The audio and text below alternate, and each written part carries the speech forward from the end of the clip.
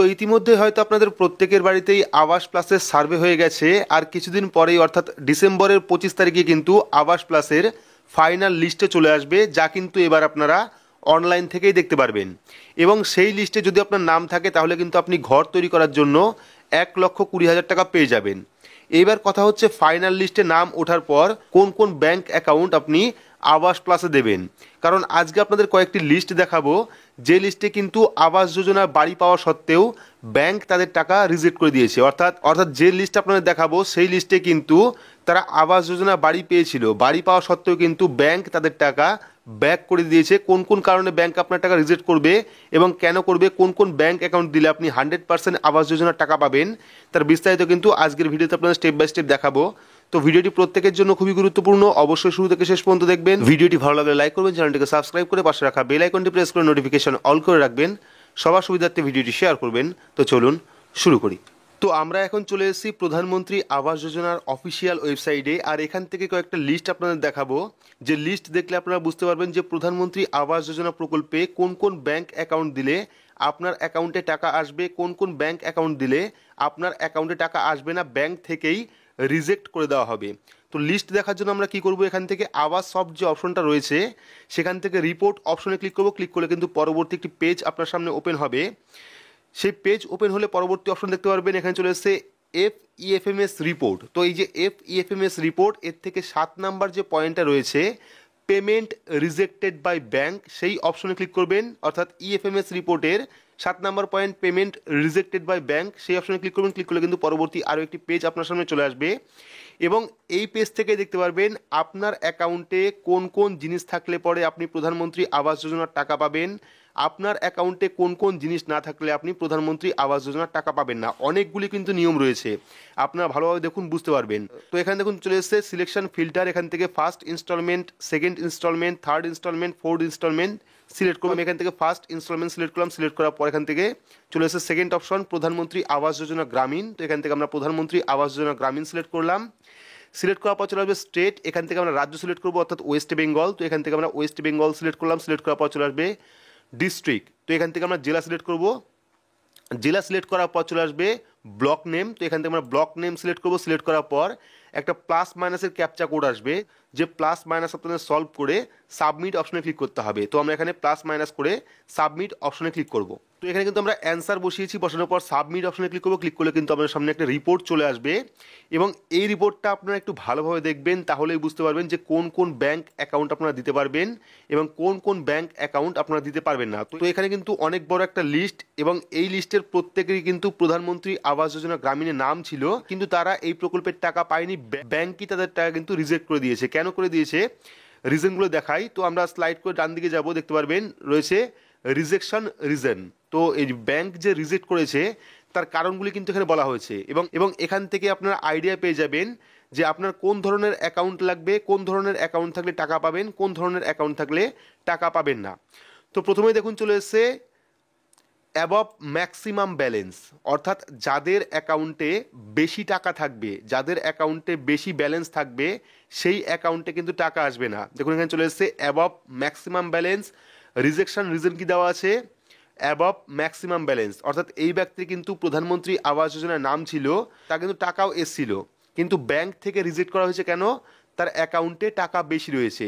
তো প্রধানমন্ত্রী আবাস যোজনায় কিন্তু কয়েকটা নিয়ম রয়েছে, যে নিয়মের মধ্যে পড়লে কিন্তু আপনি প্রধানমন্ত্রী আবাস যোজনা ঘর পাবেন। তার মধ্যে কিন্তু এটাও একটা নিয়ম যে আপনার ব্যাংক অ্যাকাউন্টে বেশি ব্যালেন্স থাকলে কিন্তু সেই অ্যাকাউন্টে টাকা আসবে না। No transaction for last 6 month, অর্থাৎ এই যে ব্যক্তি এর টাকা কেন পায়নি, কারণ এর ব্যাংকে কিন্তু লাস্ট 6 মাস কোনো রকম ট্রানজ্যাকশন হয়নি। দেখতে পাচ্ছেন no transaction for last 6 month, এর জন্য কিন্তু ব্যাংক রিজেক্ট করে দিয়েছে টাকা। তারপর চলে এসেছে নো সার্চ অ্যাকাউন্ট টাইপ, অর্থাৎ অ্যাকাউন্ট টাইপ খুঁজে পায়নি। এছাড়াও কিন্তু অনেকগুলি নিয়ম রয়েছে, আপনারা দেখুন তাহলে বুঝতে পারবেন। তারপর দেখুন চলে এসেছে অ্যাকাউন্ট ক্লোজ অর ট্রান্সফারেড, অর্থাৎ অ্যাকাউন্টটা বন্ধ করে দেওয়া হয়েছে বা ট্রান্সফার করা হয়েছে, ঠিক আছে, এটাও কিন্তু একটা কারণ। তারপরে আপনারা অনেকগুলো অপশন দেখতে পাবেন, অ্যাকাউন্ট ক্লোজ এটাও একটা কারণ। তারপরে অ্যাকাউন্ট ব্লক ফর ফ্রোজেন। তারপর চলে এসেছে ইনভ্যালিড অ্যাকাউন্ট টাইপ। তো এই ইনভ্যালিড অ্যাকাউন্ট টাইপে কিন্তু অনেকের সমস্যা হবে। ইনভ্যালিড অ্যাকাউন্ট টাইপটা কি আছে, ধরুন আপনি যে ব্যাংক অ্যাকাউন্ট দিলেন সেই ব্যাংক অ্যাকাউন্টে ফিক্সড ডিপোজিট করা আছে, দেখুন এফডি লেখা আছে, তো সেক্ষেত্রে কিন্তু ফিক্সড ডিপোজিট থাকলে আপনি সেই অ্যাকাউন্টে টাকা পাবেন না। পাশাপাশি কারেন্ট অ্যাকাউন্ট অর্থাৎ সিসি অ্যাকাউন্ট থাকলেও কিন্তু আপনি সেই অ্যাকাউন্টে টাকা পাবেন না।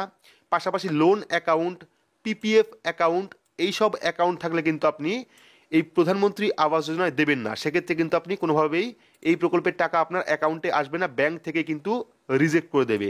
তো ইনভ্যালিড অ্যাকাউন্ট টাইপে কী আছে? Fixed deposit, loan account, CC account বা পিপিএফ অ্যাকাউন্ট। তো এগুলো কিন্তু কারণ প্রধানমন্ত্রী আবাস যোজনা গ্রামীণের টাকা না পাওয়ার।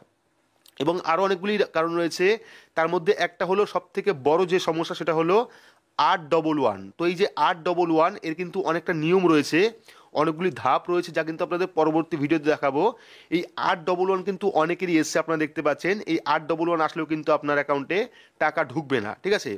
তারপর চলে এসে এখানে দেখতে পাচ্ছেন account reach maximum credit limit set on your bank account. অর্থাৎ যদি আপনার ব্যাঙ্ক অ্যাকাউন্টে ম্যাক্সিমাম ক্রেডিট লিমিট সেট করা থাকে, তো ম্যাক্সিমাম ক্রেডিট লিমিট কি? ধরুন আপনার অ্যাকাউন্টে এমন টাকার লিমিট সেট করা আছে যেটা অনেকটা হাই। যেমন ধরুন আপনার অ্যাকাউন্টে দিনে 2 লক্ষ টাকার একটা ট্রানজ্যাকশন লিমিট সেট করা আছে, যে আপনার অ্যাকাউন্ট থেকে আপনি দিনে 2 লক্ষ টাকা ট্রানজ্যাকশন করতে পারবেন। সেক্ষেত্রেও কিন্তু আপনার অ্যাকাউন্টে টাকা ঢুকবে না। দেখতে পাচ্ছেন account reach maximum credit limit set on your bank account. আর এই ক্রেডিট লিমিট কিন্তু ব্যাঙ্ক থেকে সেট করা যায়। যদি আপনার ব্যাঙ্ক অ্যাকাউন্টে ম্যাক্সিমাম ক্রেডিট লিমিট থাকে, অর্থাৎ বেশি টাকার ট্রানজ্যাকশনের লিমিট থাকে, সেক্ষেত্রে কিন্তু আপনারা ব্যাঙ্ক থেকে কমিয়ে নেবেন আপনার ক্রেডিট লিমিট। সেক্ষেত্রে কিন্তু আপনি টাকা পাবেন, নাহলে কিন্তু পাবেন না। তো এটাও একটা কারণ, যদি আপনার ব্যাঙ্ক অ্যাকাউন্টে ম্যাক্সিমাম ক্রেডিট লিমিট থাকে, সেক্ষেত্রে কিন্তু আপনি সেই ব্যাঙ্ক অ্যাকাউন্টে টাকা পাবেন না। তারপর চলে এসেছে দেখুন Aadhaar number not mapped to account number. যদি আপনার অ্যাকাউন্টে আধার কার্ড লিঙ্ক না থাকে, সেক্ষেত্রে কিন্তু আপনি টাকা পাবেন না। আর এটা কিন্তু মূল সমস্যা, এখনো পর্যন্ত কিন্তু অনেকেরই ব্যাংকের সাথে আধার কার্ড লিঙ্ক করা নেই বা কেওয়াইসি করা নেই। যাদের ব্যাংক অ্যাকাউন্টে আধার কার্ড লিঙ্ক করা নেই বা কেওয়াইসি করা নেই, তারা অবশ্যই ব্যাংক অ্যাকাউন্টে আধার কার্ড লিঙ্ক করে নেবেন। পাশাপাশি যদি আপনার অ্যাকাউন্টে প্যান কার্ড লিঙ্ক না থাকে, সেক্ষেত্রে প্যান কার্ডও লিঙ্ক করিয়ে নেবেন, না হলে কিন্তু সেই অ্যাকাউন্টে টাকা আসবে না, ঠিক আছে। তারপর চলে এসে দেখুন account reach maximum credit limit.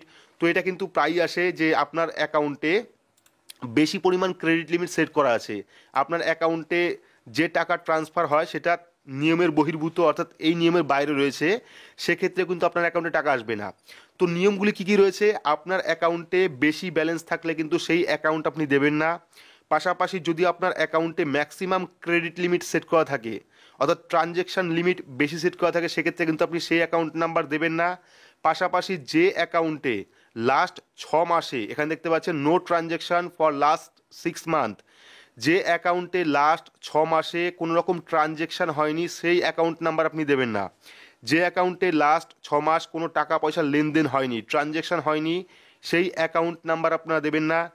যে অ্যাকাউন্ট সিসি অ্যাকাউন্ট বা ফিক্সড ডিপোজিট অ্যাকাউন্ট, সেই অ্যাকাউন্ট আপনারা দেবেন না। যে অ্যাকাউন্টে আধার কার্ড লিঙ্ক নেই, প্যান কার্ড লিঙ্ক নেই, সেই অ্যাকাউন্ট নাম্বার আপনারা দেবেন না, তাহলে কিন্তু এই প্রকল্পের টাকা আপনারা পাবেন না। বাকি কিন্তু নিয়মগুলো আপনারা দেখতে পাচ্ছেন, আপনারা ভালোভাবে দেখবেন, এই লিস্টটা ভালোভাবে দেখবেন, তাহলে বুঝতে পারবেন যে কোন কোন কারণ থাকলে আপনি আবাস যোজনার টাকা আপনার ব্যাংকে আসবে না বা ব্যাংক থেকেই রিজেক্টেড করে দেওয়া হবে। তো সম্পূর্ণ বিস্তারিত দেখালাম যে আপনি প্রধানমন্ত্রী আবাস যোজনা বা আবাস প্লাস প্রকল্পে কোন কোন ব্যাংক অ্যাকাউন্ট দিলে টাকা পাবেন, কোন কোন ব্যাংক অ্যাকাউন্ট দিলে ব্যাংক আপনার টাকা রিজেক্ট করবে, তার বিস্তারিত দেখালাম ভিডিওর মাধ্যমে।